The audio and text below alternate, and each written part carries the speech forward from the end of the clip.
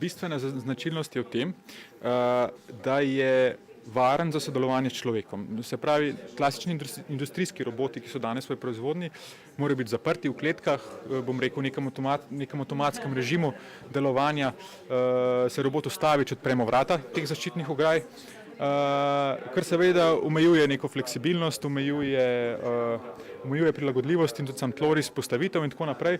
Ta robot je pa zasnovan tako, da je varen za sodelovanje s človekom brez nekih dodatnih varnostnih komponent. To pomeni, da lahko dejansko delamo z njim roko ob roki. To je tisto bistvo, da dejansko lahko deluje brez dodatnih varnostnih komponent. Vsaka izmed rok ima 7 prostorskih stopenj.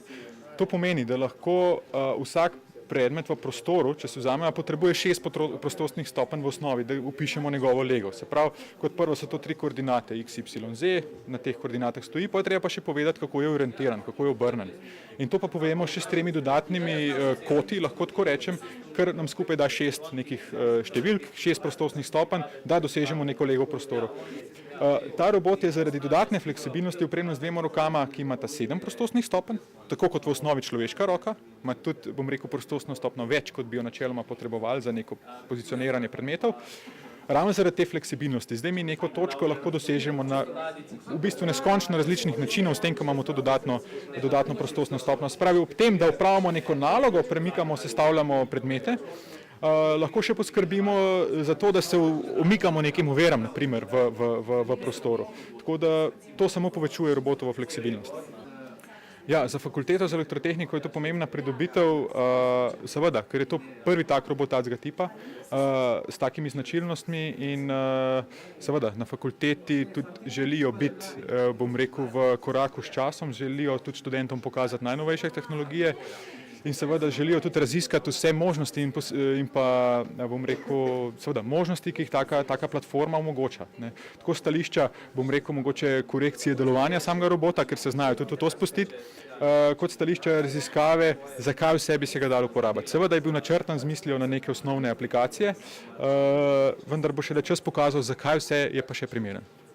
Seveda, bom rekel, kar se tiče delavcev, načrtan je tako, da bi zamenjal delavce tam, kjer so, bom rekel, pravila zahtevna, monotona, ponavljajoča se, neke montaže, najbrž si nihče ne želi ure in ure, dneve in dneve, leta in leta delati enega in istega opravila, montirati nekih manjših, drobnih, zahtevnih zadev.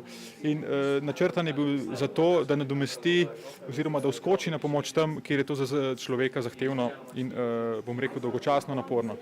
Torej, kar se tiče tega, je, bom rekel, nek sodelavec, ki bo razbremenil človeka takih del. Seveda, kar se tiče pa delodajalcev, je pa to nek delavec, na katerega se lahko zanesejo. In seveda z omejenim vložkom, z točnim, bom rekel, s kontrolo stroškov in tako naprej, vse, kar stoji za tem. Obstaja cel kup delovnih mest, kjer, bom rekel, ljudje še vedno opravljajo dela, ki si jih ne bi želeli. In tam je prav, da vskočijo roboti.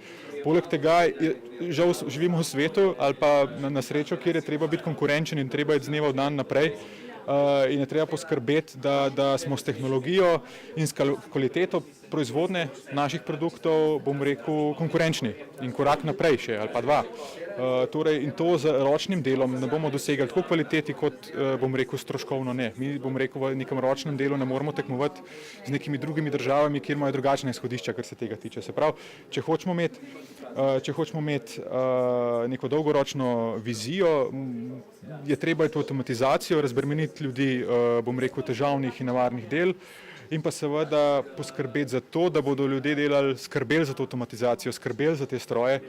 Dejansko se profil tistih ljudi, ki so potrebni, malenkost spremeni, ampak dejstvo je, da z večanjem, bom rekel, avtomatizacije, z vpeljavo avtomatizacije se dvigne kvaliteta, raste število pridobljenih poslov in s tem dejansko raste tudi podjetje, spet več zaposlenih. Jaz mislim, da to je ena spirala, ki gre potem samo na gor.